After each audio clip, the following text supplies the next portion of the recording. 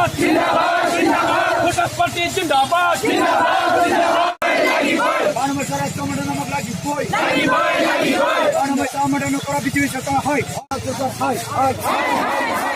we want justice কি মূল দাবী?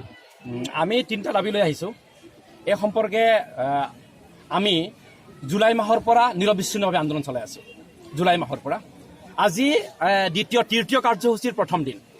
আমি 12টা দিনৰ কাৰণে 12টা স্থানত অসমৰ বিভিন্ন স্থানত বান সমস্যাক ৰাষ্ট্ৰীয় দুৰ্যোগ হিচাপে ঘোষণাৰ ক্ষেত্ৰত চৰকাৰৰ যিটো হেমাহি এই হেমাহি আঁতৰ কৰি বান সমস্যাক ৰাষ্ট্ৰীয় দুৰ্যোগ হিচাপে ঘোষণা কৰক আৰু ইয়াৰ স্থায়ী সমাধান কৰক।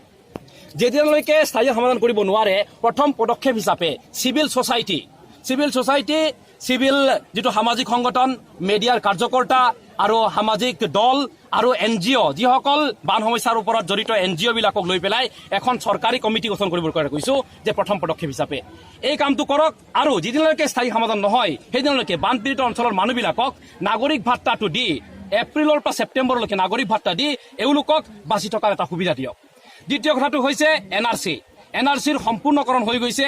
যিটো 19 লাখ মানুহ বাদ পৰিছে এওঁলোকৰ কাৰণে 120 দিনৰ ভিতৰত ন্যায়ালয় স্থাপন কৰা হ'ব 100খন। অসমৰ 100খন ন্যায়ালয় স্থাপন কৰিবলৈ গৈ আছে।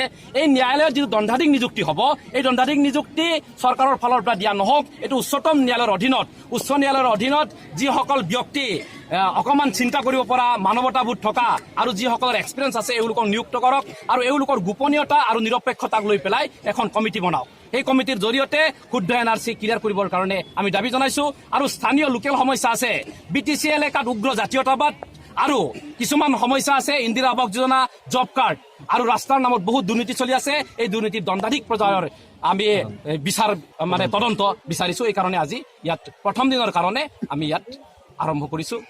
আন্দোলন কিমানৰ পৰা কিমান দিনলৈ চলিব? আজি 16 তাৰিখৰ পৰা 3 অক্টোবৰলৈকে চলিব আন্দোলন অসমৰ বিভিন্ন প্ৰান্ত।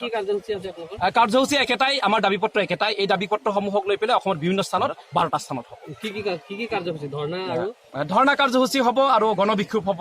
এনেকুৱা ধৰণৰ পথ অৱৰোধ আমি নকৰোঁ। আমি বন্ধ সংস্কৃতি বিশ্বাস নকৰোঁ। আপোনালোকৰ দাবী পূৰণ নহ'লে কি পৰৱৰ্তী সময় আমাৰ 29 তাৰিখে প্ৰেছ মিট আকৌ দিছোঁ দিছপুৰত।